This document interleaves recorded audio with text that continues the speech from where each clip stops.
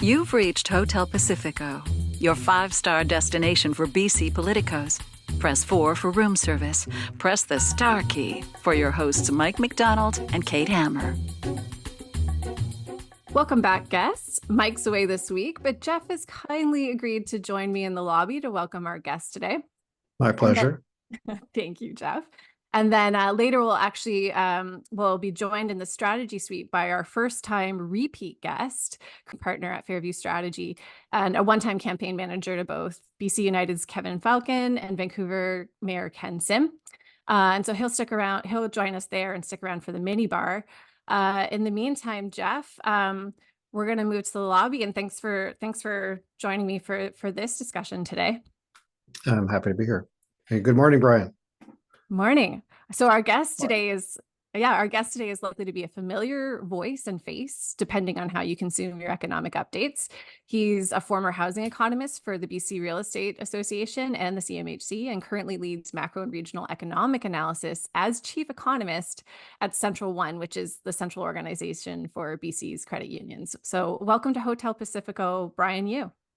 Great. Thanks for having me. Thanks for joining us. It's a great time. We were sort of joking before we joined. I was saying it's an auspicious time for you to join us. And you're like, it's been auspicious times for how many years straight now? 3?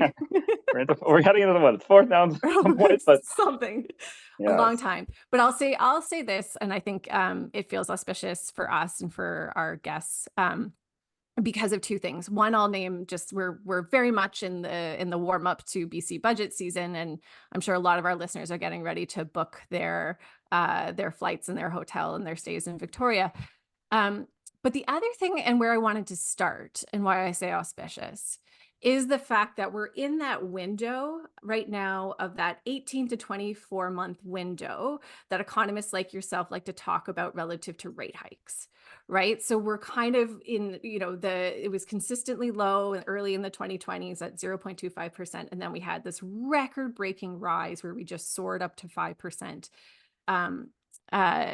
interest rates. And I want to talk about, as you're watching the economy in BC and watching the impacts of that in BC, what are the things that sort of you look at differently, or how you might contemplate BC differently relative to the rest of the country?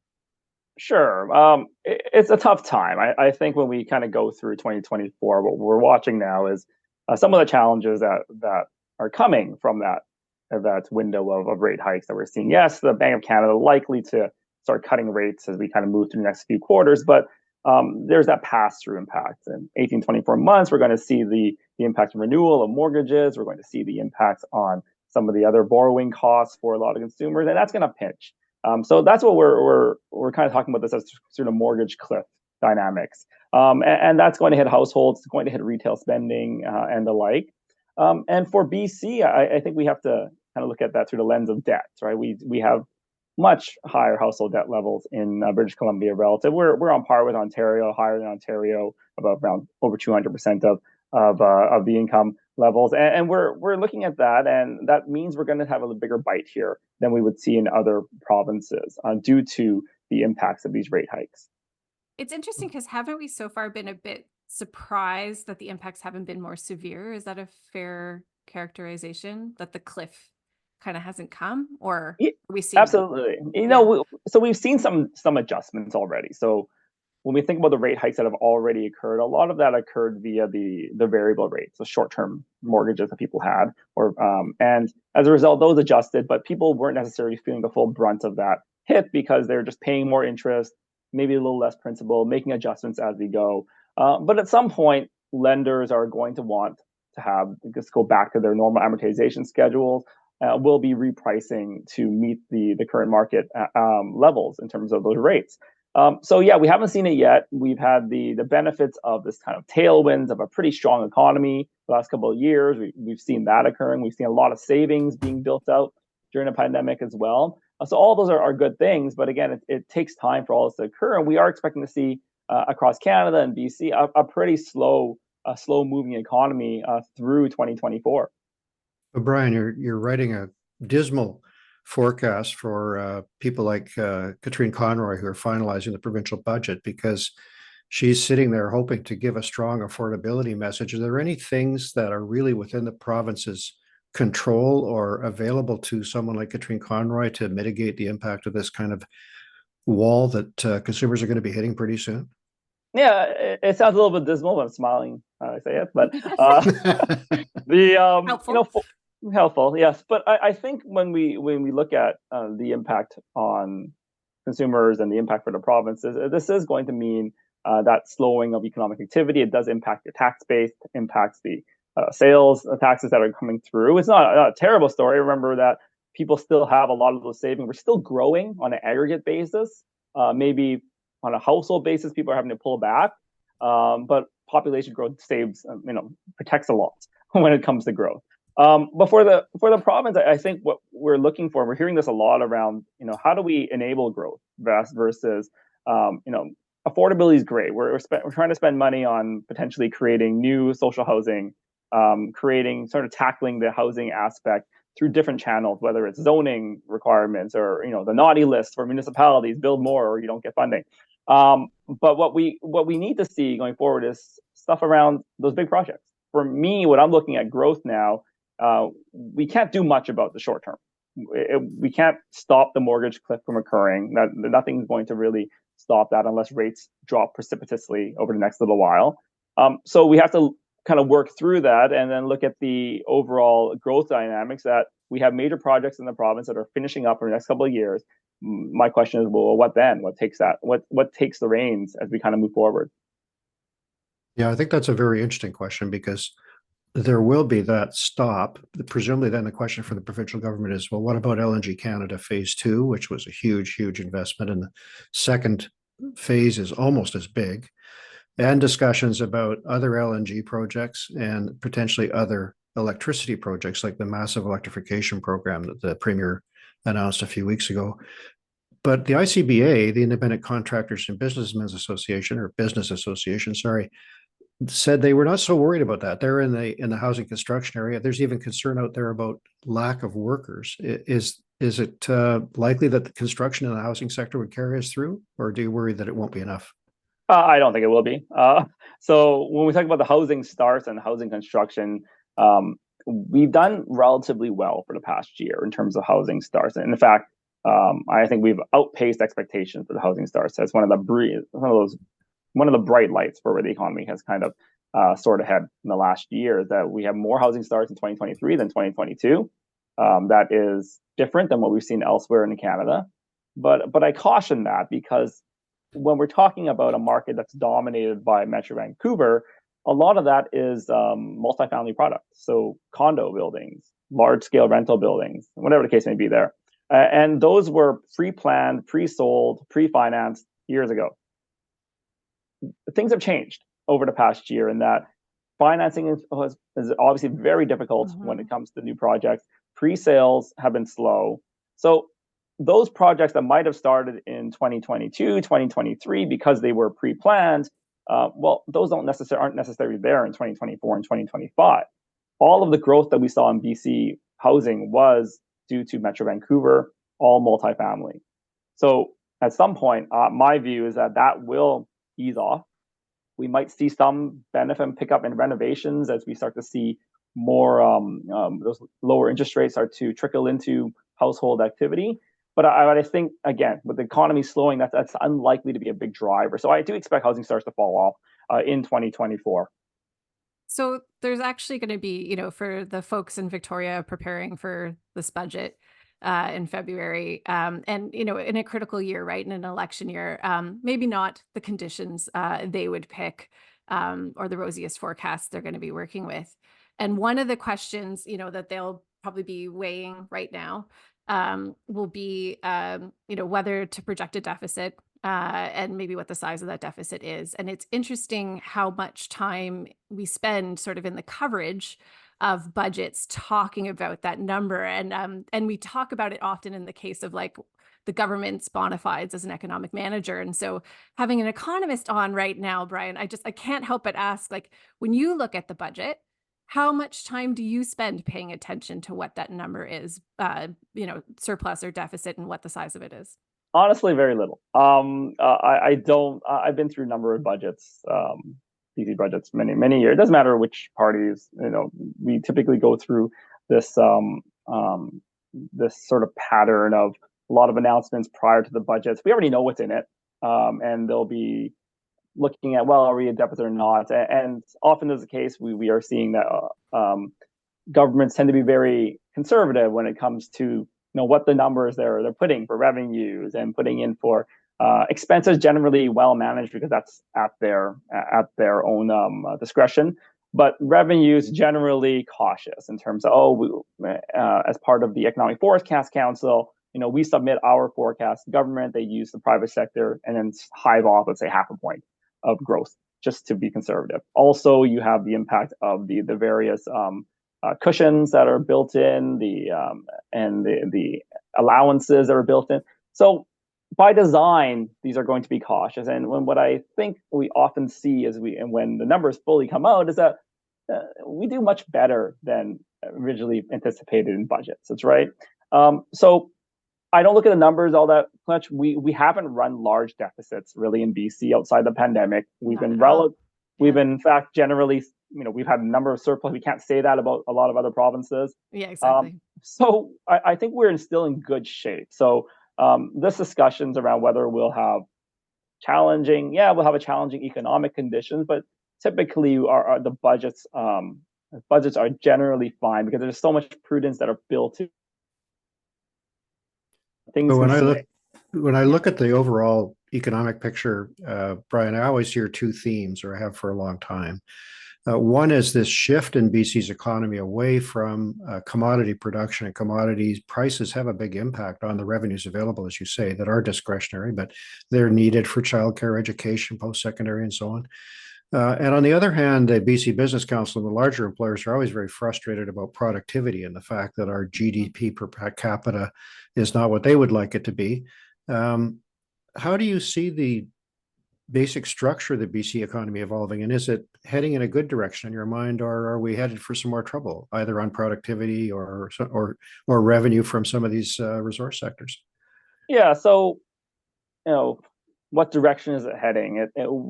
We're a mature economy, so we typically head into a service-oriented direction. That's kind of the natural flow for industrialized economies. There's also, of course, the challenges around resource projects, the ESG concerns that tend to delay projects or really make them unfeasible. And which, as you mentioned, it is much more of a challenge when it comes to the ability of us to drive wealth in the economy, to actually fund the social services that we're looking for over time. Is that, yes, we're looking at the tax base, but we have this big pool of wealth in the ground in many cases in BC, but we have a hard time of actually extracting it. And as we go forward, part of it's going to be market oriented. I think what we're seeing now in sectors like forestry, we saw more closures of mills just recently, or at least announced closures of mill, I believe in Crofton. And so, that in itself just reflects that there's a lot of market dynamics here as well that are in play, and not all of it's government. It's about, can the timber harvest work? Is there timber harvest? Is the economics feasible for our wood products in many cases? And what we've seen in the last little while is that it may not be it's a very much of a challenge, whether it's because of supply side issues or in this case, demand side issues as well, because we are beholden a bit to the factors of the U.S. housing market, which has remained sluggish as well. So that is going to be a challenge. The other components around, natural gas, getting natural gas to market and getting us in more LNG projects. We're all looking at, whether we're going to get the second train in the LNG Canada project or other ones that come in. These are years away. It took us how many years did it take us to get to actually get LNG Canada in play? So by the time we get FIDs or final investment decisions from some of these other players, well, that's end of decade at that point. But fine, we're actually going to build. So we are facing those challenges, and that move towards services. Yes, we're going to go there anyway, but it doesn't mean that we don't invest in the big projects as well, and also some of the wealth drivers. And I'll also add, those are very productive sectors, right? When we think about GDP, or output per capita or output per hour, those those projects don't need a lot of people to drive considerable economic wealth. Let's talk a little bit about the sectors that do need people. Because I did notice, this was fairly recently, you shared an editorial from a former colleague of mine, Tony Kaler at the Globe and Mail, talking about immigration, right? And making a case basically that that the Trudeau government has politicized immigration and gone too far with a thing that was good. But then I think kind of zeroing in on an argument that about the type of immigrants we bring in, and sort of making a case, his case was that we should bring in a lower number for sort of higher paying jobs. What's your reaction to that? Is that right? It's not. I think we do want high skilled workforce. I don't think there's any doubt that we would like to see high skilled workforce, highly productive workforces. That, if we're thinking about productivity, is to invest in productivity sectors or highly productive people on a income basis, right? So yeah, sure, that's great.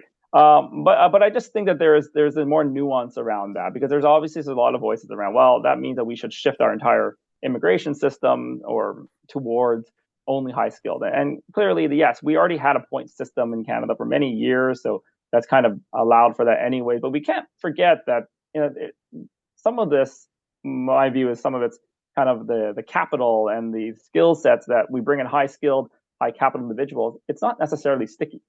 I think when we saw through even periods in the 1990s, or when we saw the sort of the immigration cycle from higher net worth individuals as well, that's not sticky money. It could cause on theory we should be able to get more investments out of it, but I think there's been a number of studies that we haven't really received that benefit, in fact, and of course it becomes there's some flight when able. So part of it is, can we also bring in individuals or families that are stickier? And again, it's an investment over lifetime cycles. And there's not a lot of work done around, a lot of research around, well, how does a second generation do, or a third, like in terms of once you've already come to the country. And I do think, this is my own personal opinion, there's probably a little bit more stickiness around that for the individuals who were educated in the country, and they were also from immigrants, and they educated and they built a lifestyle here, versus again parachuting a lot of high income individuals in, which could also fly out as well. Yeah, I agree. That'd be an interesting place for some more data. Related to that, actually, I was thinking of this piece too, relative to the announcement around student visas, caps on student visas, and then here in BC, we're limiting the private colleges that admit international students. And I'm wondering if this twigged for you, because I had a moment of like, wait a minute, like a lot of that training, there are real problems with these private colleges kind of not really providing an authentic education, but there's also segments of the economy. I'm thinking of truck drivers, nurses, childcare workers that are critical, that a lot of these colleges are turning out. And I'm wondering if this is something you're watching too. And part of what you see is kind of some of the critical immigration we need. There will be some, but it is worthwhile looking at the volumes, right? Like, and when we look at the volumes that we've seen, there has been an issue here. We are talking immigration to Canada, for example. We might have 500,000. That's in total. That includes net non-permanent residents, includes the typical stream of landed immigrants. The last year we're talking 1.3 million. So and over half of that, I believe it's over 700,000 were net non-permanent residents as well. So temporary individuals, whether it's students, work permits, or family of those individuals as well coming through. So I think there have been a lot of challenges around that. Yes, we should look at, yes, some of these colleges are churning out those needed skills, trade skills, perhaps as well. But there is, I think I would be agreement that a little bit too much, too fast when we're talking about 1.3 million, because again, we are looking at other factors such as the housing markets, which clearly haven't kept up. And in fact, we just made the situation even worse over the past year, because we already had a supply shortage in the past. We had vacancy rates in areas like Vancouver, Victoria, that were already 1% prior to this bulge in immigration and flow. that's not going to keep up. And we probably have infrastructure issues around healthcare, schools, which probably won't keep up as well potentially as with some of this trends. So I think it's worthwhile pausing, or at least bringing it back, and having more rules. Again, the regulations around, what is the purpose of this, of international students, and what type of programs, everything, and how do you ensure that you're meeting those goals? So I don't think that's inconsistent with also ensuring that we're not only looking at high income, high skilled workers, but also having more of a gradient, because again, there is that aspect I call the Canadian dream, right? Or what you want to see is people kind of gradually move in their overall income stream, and also quality of life over time, improving it, standards of life. I really welcome your comments, Bryan, because it seemed to me that we talked about immigration as an unalloyed benefit. There was no number that wasn't a good number, that immigration in and of itself was positive. And we seldom talked, in my view, enough about the moral and ethical obligations to the newcomers we're inviting to come to Canada, and not considering really the longer term commitments we need to make in terms of schooling and support and housing and so forth for them to have a chance of success. If the opportunity is really there, then the obligation on the welcoming country is to take the steps necessary to make the opportunity real. And so for years we saw people with their credentials unrecognized, working in underemployed situations. But do you worry a bit that even putting the immigration question aside, government spending is not going to be able to keep up with infrastructure demands? And when I say infrastructure, I mean things like healthcare, hospitals, community centers, libraries. We talked earlier about the deficit. When I hear this discussion about immigration and I think about the shortages, or I would say, objectively shortages we face in many social services, that we're headed for a tough political debate about the value of those investments, the need to make them. Yeah, I do think that there will be a lot of challenges, and it's not only because historically governments aren't. Historically, at this point, governments are spending quite a bit of money. There's no doubt about that. We're still running deficits. The expenditures really haven't come down since the pandemic, really, in terms of where we were pre-pandemic in terms of those levels.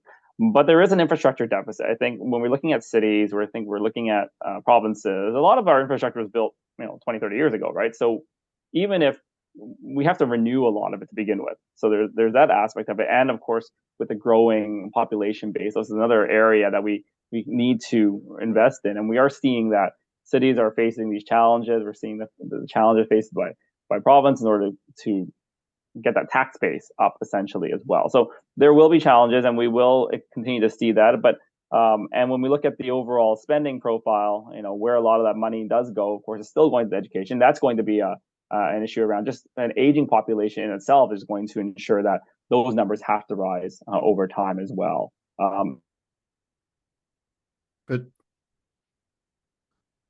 But again, there's a tax base that's also growing. Where would you recommend governments get the money?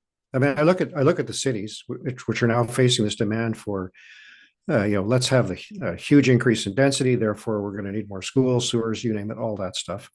Objectively, property taxes are pretty low, but woe betide the politician who decides to raise them. And similarly, provincially, we had the debate here, which proved fatal for Gordon Campbell to try to have a harmonized HST. Is there any consensus among economists about where governments should go for money if they need it for these purposes? Well, typically, you would want to see consumption taxes. If you're going to try to change a tax base a bit, you're going to have more consumption taxes, lower income taxes, in order to, again, get more people to, more work. You're going to shift that people towards potentially more work, a little less consumption. You get a little more activity in the economy as well, helps to drive that. Those are kind of the textbook kind of ideas around how would you do it.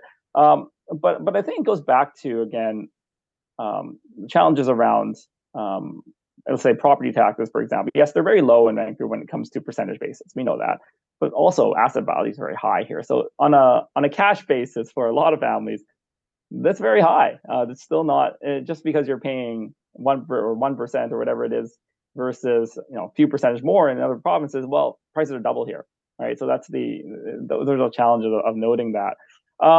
So it is hard to, I think, to bring it into the property taxes, to the user fees. That's another area that the cities. But for a lot of I think for the province, though, I think you have to look at it again. It's through those resources, to the natural resources as well, right? How do you get that? That's the stuff that's out there. That's the wealth drivers of the economy as well. There's no reason why we shouldn't see increased activity in those sectors in order to drive wealth and the tax revenues that come out of it as well. For the corporate taxes, I think you're going to see another challenging year for that too this year, because we've already seen the net operating surplus last year fall off across Canada. A lot of it is resource-oriented prices. And of course, that's going to be, and as BC does have still a significant resource-driven economy, that is not great for corporate coffers as well. So not a lot of areas where you can say, hey, we can drive more revenue, unless you find more revenue, expand that tax base, versus trying to look at your existing tax base and say, how can I get more from you as an individual? Mm-hmm. You just keep making this Minister of Finance job look easier and easier. Can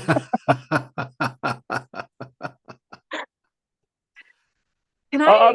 Yeah. Go ahead. No. I would just say one area that I think that there might be a little bit more benefits and is the housing market. Although I said housing starts are going to fall this year in my view, but one of the areas that there could be a little bit of an upside surprise is actually through property transfer taxes and existing home sales. And we're seeing that downturn or that decline in interest rates, and I think that's going to actually start driving some of the trend up in terms of the overall trends for real estate, existing home markets, and that's going to drive some of that PTT types of tax base up over time as well. We're anticipating it. We're not seeing it yet, or we're seeing it globally, I guess, right? Just not in Canada yet. Yeah. Well, it's typically, again, we're looking at the rates. We're already seeing the fixed rates starting to fall off. So bond yields are declining already. So that is leading into mortgage rates starting to ease off already. And if we see any pattern that's sort of similar to where we're in early 2023, when as those fixed rates start to stabilize and ease off even a bit,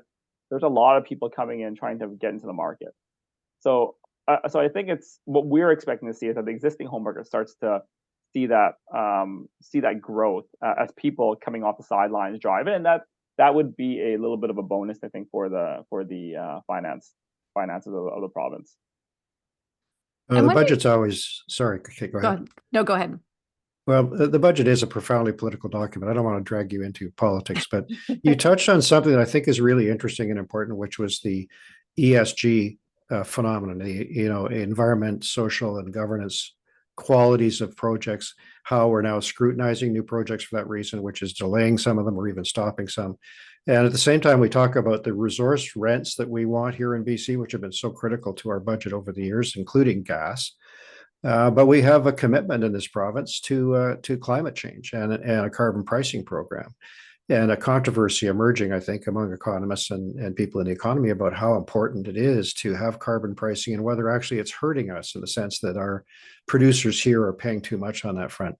What's your take on that? You watch the BC economy really closely. Are you worried that on the one hand, we're being too green or too focused on governance, or can we afford to do more? What's your take? I'm not an expert in terms of the carbon taxing, so there's plenty of economists who do that kind of work. But I think what's interesting again is that carbon taxing is you pay it, you should get it back. Like sometimes it's rebate checks or whatever the case may be, but it largely goes in general revenues here, which is a little bit impactful in terms of how do households adapt to that. So I think there is that. If you were to kind of give it back, there's that question around, well, do people make those adjustments more quickly in terms of how they spend and how they consume? When it comes to some of the ESG stuff, I think it's important. I think we should be governed a bit by, again, best practices around governance around land usage and ensuring environmental sustainable. But there's also the other component, and I'm kind of this view that if we don't produce it in BC or in Canada, somebody else will. It doesn't change the fact that it stays in high demand. And other countries may not be as green, as sustainable as us. So there's that net component of around, is it better off globally that we actually produce this in our backyard in a sustainable way, with governance, strong governance, or somewhere else, just shifting the problem to another country as well. So I do think that there is that, and we tend not to talk too much about that, or it's kind of brushed aside that we're only looking at domestically. But I think it's important that we are an integrated global economy. So my view is that we should look into that direction, because as global citizens, as having that soft power as well, this is helpful if we're also a significant export power as well for some of these for these resources. And is that part of the issue? I think there is. I think that is part of the overall framework as well. Do you like, because we are potentially moving to a place on the carbon tax where particularly if federally there's a government change, and a Poilievre government who've been really open about their lack of enthusiasm, to put it mildly, for the carbon tax. And then, we have a premier here in BC who's actually doubled down and said, he believes in it, wants to keep it. And if we end up in a juxtaposition where BC is alone with that, do you see with having a carbon tax in place, sorry to be specific, do you see a real risk in that for the BC economy? Yeah, if other provinces aren't in that direction, I think yes, I think there would be, because now you're no longer internalizing those issues into those external issues or pollution issues into your own economy. There's probably you're going to see some large scale emitters potentially shifting, right? But I think a carbon tax, it makes sense. They're a market mechanism to actually reduce or to minimize or to ensure that the costs are borne by the right groups. So yeah, if nobody else is doing it, we're kind of doing it. It does cause a problem, especially if we're very high. Like we have been seeing to see our carbon tax, those carbon pricing increase and escalating over time, for large part above the federal government, and other provinces, of course, falling behind there. There will be some other components around it globally around, should there be jurisdictions, or will large scale investment companies only work with jurisdictions or within their funds that do have strong ESG as well. So how that unfolds, ultimately, we don't know, but does it put us as a little bit more of a disadvantage if nobody else is doing it? Absolutely. I think there's no doubt about that. Can I linger on that? Because I think that's a really interesting point, and I love particularly talking to you on it. Just the point you made about, if we do believe that there should be some accountability, some cost associated with greenhouse gas emissions, a carbon tax is one of the policies, one of the levers that gives us the best ability to make sure the people who can pay are paying. Is that a fair assessment of that policy? Yeah. I think that's an important point. Sorry. Just had to stay there for a minute. Again, and you're putting it back, and in theory, you're giving it back, right? You're taxing it and you're returning it. Should be somewhat neutral. So, and we're seeing obviously other provinces already pushing back significantly against carbon taxing or general, well, given the inflationary environment. I think in an environment where we aren't seeing these pressures more broadly around affordability and with it being also electioneering over time, these things don't come up as much, right? It's because we've seen a real crimp in cost of living over the past couple of years due to inflation, spiraling home prices that during the pandemic that are now eased off, but still very high, and other components, that anything that is fair game at this point for politics in order to lower those costs, anything that can be seen to be lowering those costs. I mean, that's the interesting thing about this moment. We've talked about it a lot kind of from a political lens on this podcast. Like, this inflationary context in particular has changed the political landscape, where we have these sort of stalwart, the carbon tax, particularly in BC, is not new, and it's getting questioned. And then on the housing side, right, suddenly like there's sort of, we see it in the Housing Statutes Act and the rezoning, right? And sort of places that were sort of harder to swallow politically are feeling, I think, or political leaders certainly are sensing more appetite among folks to embrace those types of policies. And I'm wondering, as an economist, is it a bit of a well duh thing? I mean, just from where people are being pinched and what we're understanding about, I think, what people are contemplating in their day-to-day right now. I think it's given some ability, which I think for the housing side, I'm actually pretty content with some of the policies that are coming through. It is good because for many, we see this very often, even prior to the pandemic. The process around debating whether projects go forward at councils That's a real interesting dynamic where you have this goes to the floor. You have discussions, or you have the neighborhoods or people from neighborhoods come in to debate it or to argue against projects.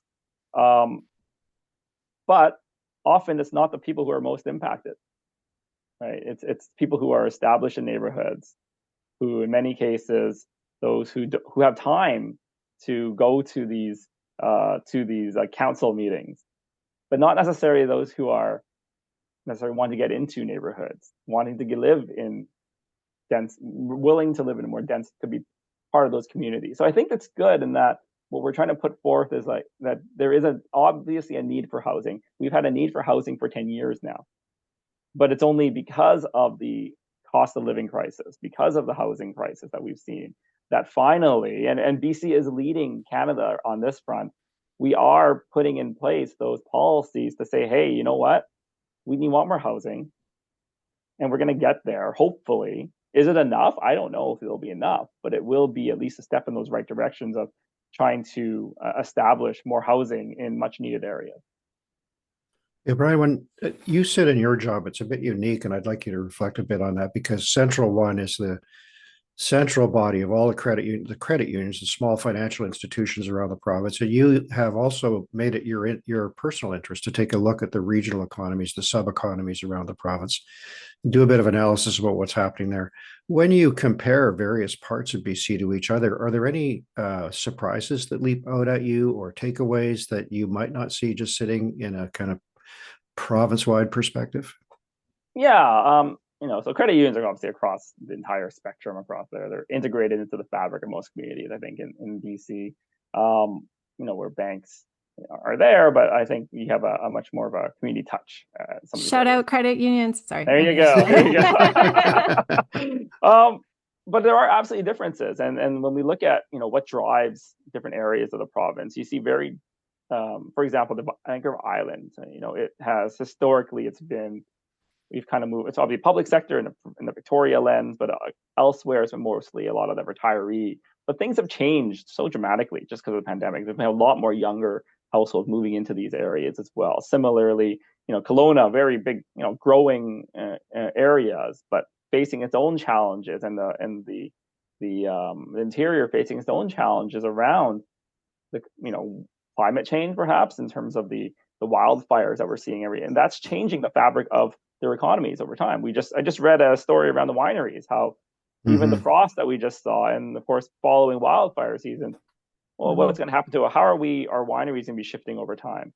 Then we have the other components, right? The north is very different. Everything is very, and then we have our nestled in the Metro Vancouver area, which is the service-oriented economy, the technology-oriented economy, where it's a much different, more cosmopolitan area than where we're seeing elsewhere. So for a province, sort of balancing that, it is a challenge. But we have to remember that a lot of wealth comes from outside the Metro Vancouver area. And that's what I always like to tell the credit unions and remind them that, yes, you're small in these, but you're wealth drivers for the province, ultimately. Well, there's that symbiotic relationship too, that the downtown, although Vancouver has many differences, it's still very integrated into those regional economies, and its health is very dependent on them in a lot of the service sectors. So, absolutely. I just went to that point is that I think that's why we need that strong resource sector. How when we think about the past, when forestry, which has unfortunately dwindled in terms of its size and strength due to various factors, there are those corporate head office jobs. They're right downtown. Mining companies. If we could establish ourselves as a LNG, as a strong LNG foothold in Canada with multiple levels of let's say plants or projects on the way, that is absolutely going to benefit the metro area as well. Just think about the consulting, the land planning use types of services, consulting, advisories, or all of those things combined. And again, you're right. It's a symbiotic aspect of the economy that there is no us and them, metro and rural. It is really much an integrated type of environment. Can we talk a little bit, like thinking about integration? You've hit on something that's just been sticking with me, particularly in this kind of as we kind of through 2023, saw the Bank of Canada raise interest rates in response to inflation. And it's been sticking with me because I remain kind of bothered by the fact that we saw inflation take off for a bunch of reasons that have nothing to do with anyone here in Canada. If you look at kind of past recessions and past kind of boons in inflation, it had a lot to do with wages and spending power. And then, and then you raise interest rates and you reduce spending power. And this moment just feels a little different in that so much of that inflation was driven by supply chain recovery post-pandemic from geopolitical conflicts. And then to sort of have the response here in Canada be for the central bank to take such a drastic measure as cranking, the overnight interest rate from 0.5 to 5, and reducing spending power of folks who are anyway already seeing their grocery bills increase 25%, again, due to nothing of their own spending power. I say this because I'm looking for a bit of validation to say, yeah, you're right, Kate, it sucks. But I guess I'm also looking to you, Bryan, to say, like, does this moment make you raise questions about whether we have the tools right now in the current economic fiscal framework in Canada to respond to how globalized our economy is now? I think when the Bank of Canada has a tough job, right? They're not. It's not that it's an easy. And I'm not. Yeah, they're good folks over there. I'm not picking on them. I just. It but sucks. they're also well paid, Bryan. It's a tough job, and they're well paid. It's a tough job. But they have a mandate, right? So they have a mandate of inflation. So their job, and they have a very limited toolbox to do it, is to bring down inflation. And even at the front end, when they were cutting rates, their mandate was, again, their fears were that inflation was actually going to come off, and it did come off for quite some time, a little bit, like in terms of so they cranked those rates down a little too much.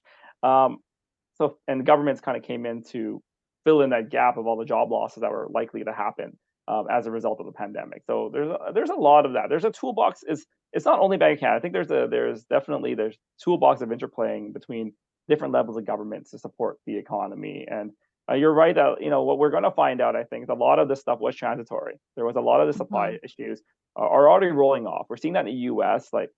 Inflation is coming down a lot faster than anticipated. I think we're already kind of back to a normal level in the U.S. And I think that over time we're going to move that and bring that down as well. But over the last couple of years, though, I think we also remember that there was wage inflation too, though maybe not to the extent that we saw that in overall inflation, but wage growth was quite robust. In fact, if we're looking even now, year over year, wages are up 5% year over year right now. So these are numbers. So real wages at this point in time, given inflation has come back to about 3%, are actually getting to be a little bit positive at this point as well. So it's tough to read where the economy has gone. And but just on that point, Bryan, you're hitting a topic that's dear to my heart. I love the idea that real wages are going up. And I just wonder what your take is on inequality. Do we have an inequality problem in the province? Because it seems to me that inflation is a lot easier to weather at $110,000 or $120,000 a year than it is at 40 or 50. And those grocery prices are not going to go down if inflation stops. They'll just stay where they are. So I wonder when, again, your credit union perspective and that very on the ground take you have is helpful, because I wonder if you see inequality as an issue that is a problem for the province economically, socially, or in any other way. It's not talked about very often. So wage growth, is part of a solution to that, obviously. Yeah, wage growth. We have seen, interestingly, again, some of the sectors that have actually seen some of the stronger wage growth, probably a lower wage side, because they have the highest level of job vacancies during this period as well. People, and partly because there was lower immigration at one point in the past than during the pandemic, and then we actually had a dearth of potential labor there. So, I haven't seen a lot of work in terms of whether it's actually improved or not over the pandemic. We've seen in the U.S. that actually inequality has actually improved during this period because the bottom income levels actually were rising at a relatively quick pace. Right. So there's that. Waiting to see what we have in Canada here for this, but what we saw in terms of the wage growth numbers. I think they were more in some of the lower paid salary work as a result that technically would kind of narrow some of the inflation picture. But the inflation impact is going to be different for a lot of subsets of the economy here, right? Because we have the renters are going to see somewhat more of a cap at some level because of, well, those who are already renting can have a limited amount in terms of how much of their payments have gone up or their monthly rents have gone up because of rent control. Not necessarily those who are moving, but generally. And similarly, you have seniors potentially who may not have a mortgage at all either. So they are not seeing mortgage payment spikes in terms of their cost of living, but maybe on fixed income, there's some food component. So there's that middle component, which I think is probably getting hit the hardest because your younger families with mortgages, potentially mortgage renewals, still food prices, everything's going up as well. So it all depends on which part of that spectrum you're on. And but overall, I think inequality, can't really say too much about that right now, but I think we definitely have seen some wage growth, significant wage growth on the lower scale. Yeah. We'll have to have you back, Bryan, to revisit that. I'm going to say, like, Geoff and I could keep you here all day. At this point, you've ventured close to Geoff's heart. You've helped me scratch my monetary policy itch. I think it's just been a pleasure having you on, and thank you for joining us in these persistently auspicious times. It was a pleasure having you at Hotel Pacifico. Thanks so much, Bryan. Thanks for having me. Guests, let's talk about autonomous self-driving vehicles. This is usually where I'd slide in a good old pop culture reference, but I'm also just kind of blown away by what autonomous vehicles can do. Because AVs are going to do good things for our economy, boosting innovation, efficiency, and productivity by doing things like optimizing supply chains, reducing delivery costs, and just freeing up space for parking. But they're also going to revolutionize the good old-fashioned road trip. Think about it. Where would you go if you could type in an address, tuck in for the night, and wake up refreshed 1,000 kilometers away? And just like that, getting your kid to hockey practice in the East End and grandma to her physio appointment in the West End isn't that complicated. I've got aging parents living in a suburban community, and I suspect many could relate to the peace of mind I get from the prospect of an AV getting my dad safely to the driving range or to the grocery store for his favorite chocolate chip ice cream. Dad, we can see the nicks in your bumper. This technology is so close. It's going to be a game changer. And as AV capacity and uptake increases, so will the amount of data these cars produce. Guests, we all know managing large volumes of data in real time requires a robust, reliable, and expansive network because AVs require an ecosystem of information to be carefully maintained through constant communication with the vehicle, other vehicles, and infrastructure like charging stations, rail crossings, and traffic lights. Without coast-to-coast network coverage, autonomous vehicles would be unusable. And when you pair TELUS's world-class network with the latest driving technology, you allow not only consumers to benefit with improved safety and affordability, but also signal to businesses that Canada is a leader in the industry. More importantly, my dad can make all the trips he wants for ice cream. Maybe then he starts sharing with the rest of us. Hello. You've reached the Hotel Pacifico Strategy Suite. Okay, we're moving back to the strategy suite. Geoff, did Kareem do a good job of taking care of it for you? Looking okay around here? Oh, yeah, it looks fabulous. Looks fabulous. He's a good steward. I don't know where he's getting his Kareem. Where's that backdrop? It's not Vancouver. It's Proximus Digital. Our good friends at Proximus Digital let me use their studio to record for today. I wanted to sound crisp. But yeah, I think that's a visual chart of their journey as a company, and it's actually quite an impressive piece of art that was commissioned. Fabulous. So pretty cool. I like it. You've outcooled us in like your first co-hosting episode. I think your background's pretty awesome. Well done. And I also grew my Mike McDonald gray beard really well too. So so that way if people are missing him, they don't miss him too much. Yeah, Okay. yeah. We were like, you can come on, just look as much as possible like Mike McDonald. Yeah. That's right. That's All right. As long as Graybeard is positive, I'll let that go. Okay. It is. All right. All right.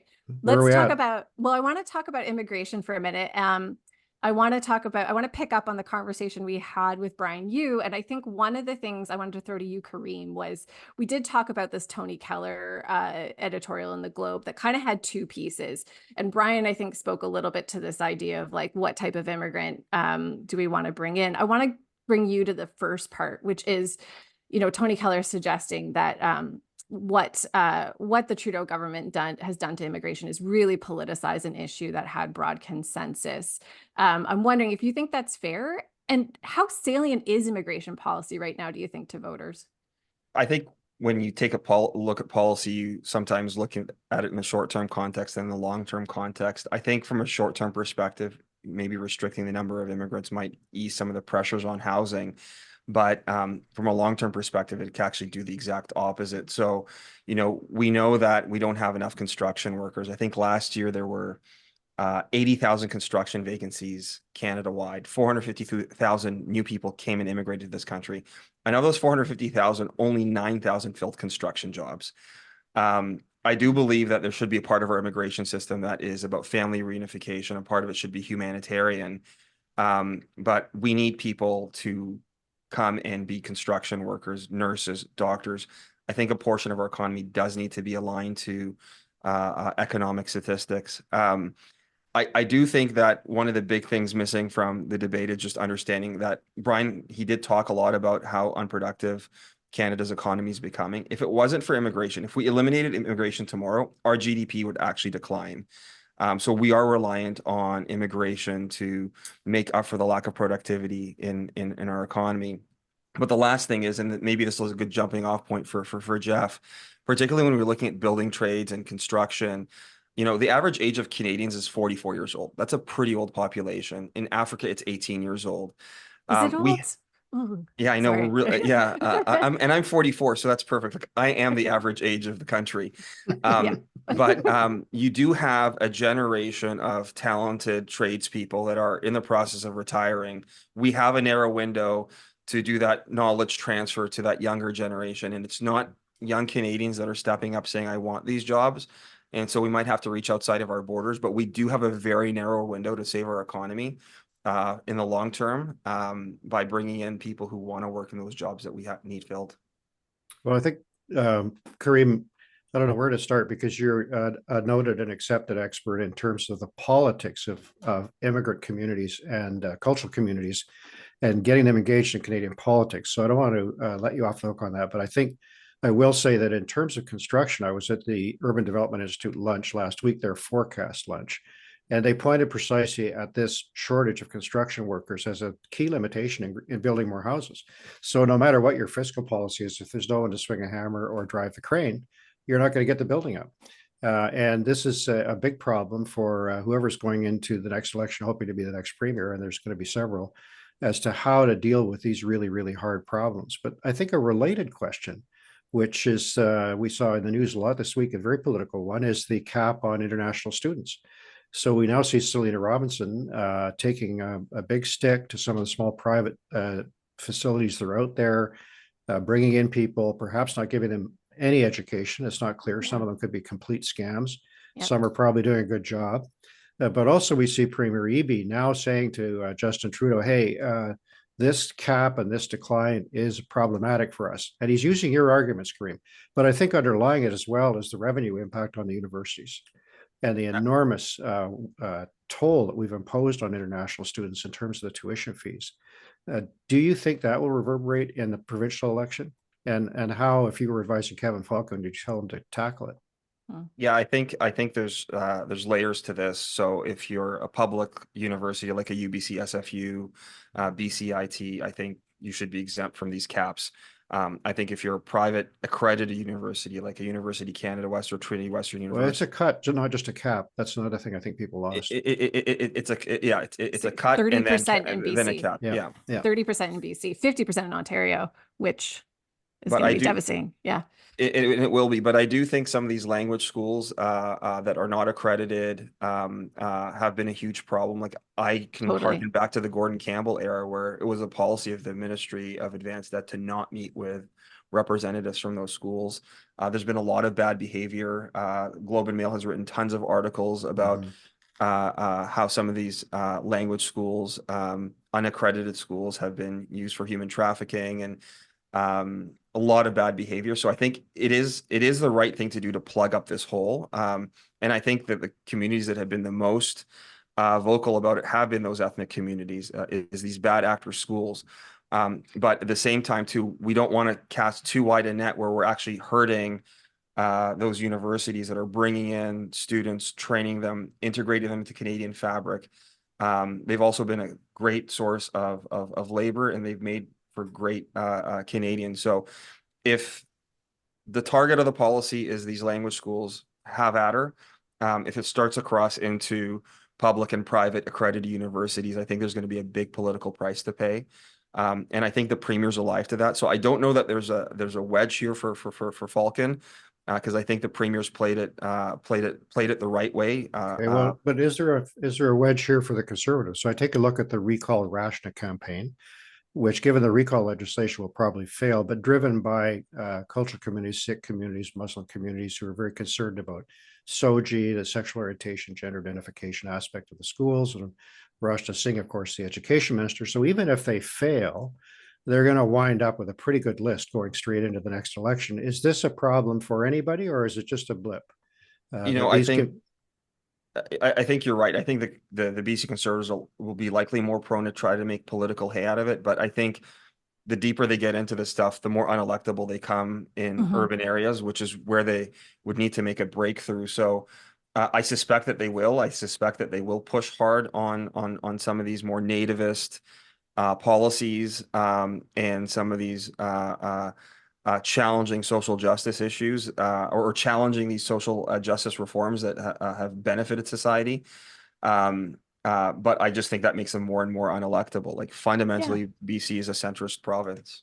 Yeah, I think that's exactly it. I think there's a lot of salience to this issue right now, but for anyone party to pick it up and how doesn't feel like there's a clean run with this one. Let's move quickly because I do want to just take some time. We did have Bryan and you in just to kind of set up the economic context and the run up to budget.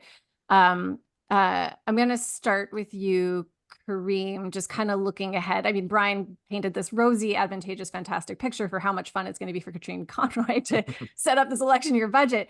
What do you think the EB government should be looking to try and do? What's the narrative they should try and set in this election year? I'm actually pretty optimistic about the BC economy. We're seeing a lot of government stimulus, but also a lot of private projects being proposed. So the $36 billion for electricity that the premier announced, I think is going to be a great job creator. And it's also going to make our economy more productive. But we have Cedar, LNG, Niskasealisms. We're seeing a massive project with CNOC and Jericho lands. So there's a lot of major projects that are still coming up through the pipeline. But I do think that increasingly over time, our economy is being tied to natural gas. The last budget, the province predicted a shortfall or deficit, but on stronger than expected natural gas royalties, the province ended up with a surplus. So there is got to be a growing realization in the NDP that our economy is tied to this one commodity.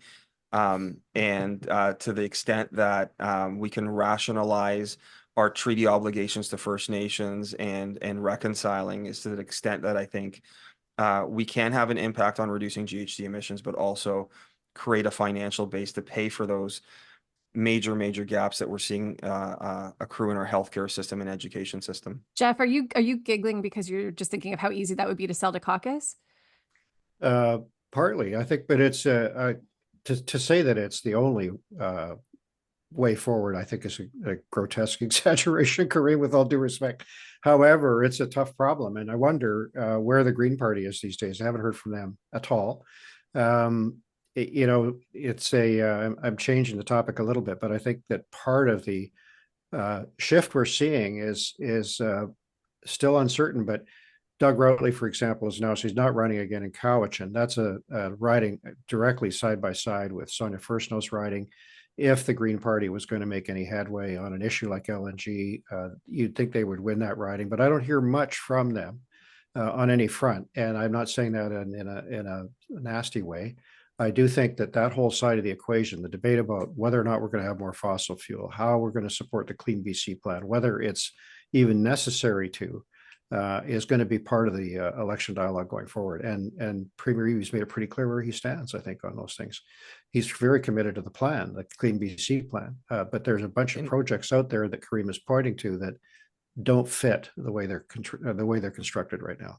Okay. Yeah, I think I just if I Quickly, could just yeah. jump quickly on the Clean BC plan, we're consuming 384 petajoules of natural gas a year and 216 petajoules of electricity. Site C only adds 20. So the natural gas ban, it's not achievable unless you're planning on building 40 more Site Cs by 2030.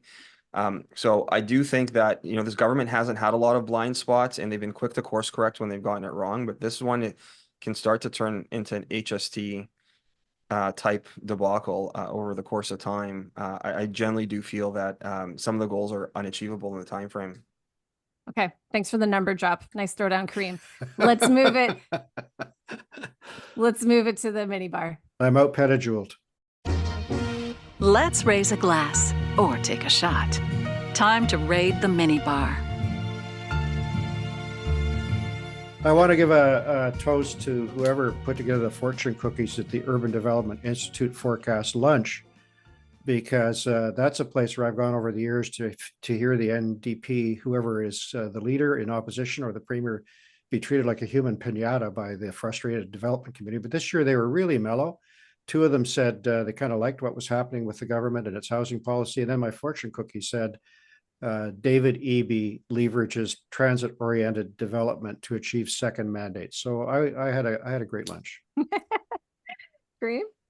I'd like to give a shout out to the Tyee and Jen St. Denis for some of the great work that her and her colleagues have been doing on raising the profile on the decampments of Oppenheimer Park. It's been a really difficult issue to cover, but they've done it with a lot of integrity and they've raised a lot of really great points. And I just wanted to give them a shout out for that. Awesome. My shout out, my glass is raised this week to Kevin Falcon, and it's almost a funny way why I'm raising it, but I want to raise it to him for bringing up the issue of the cell phone ban. And I have to say, I'm actually not a fan of the cell phone ban in schools. I have been covering this issue since I was a baby reporter in New York, asking kids in the Bronx how they used to sneak in their cell phones. This is not new. And banning these things does bubkiss. Only a boomer or a Gen Xer could conceive of a world where schools were empty of cell phones. But my glass is truly raised to Kevin Falcon on this one, because I think it's a talker. And I think that's exactly what Kevin Falcon needs. And I know that, the government kind of took it over and embraced it, but really, actually, it got him some ink, it got him some space, it got him some oxygen, and it's something he desperately needs in a context where he's really running a bit more against Rustad than Eby. And keep playing in this space. The talkers are great. Ban mandate. Go for it, Kevin Falcon. Good on you. Good one. All right, that's it for Hotel Pacifico today. I'd like to thank our guest, Bryan Yu, for joining us today, and I'd like to thank our presenting sponsor, Thales. We'll see you next week, guests. BC, you can never leave. Check out time at Hotel Pacifico. We hope you enjoyed your stay.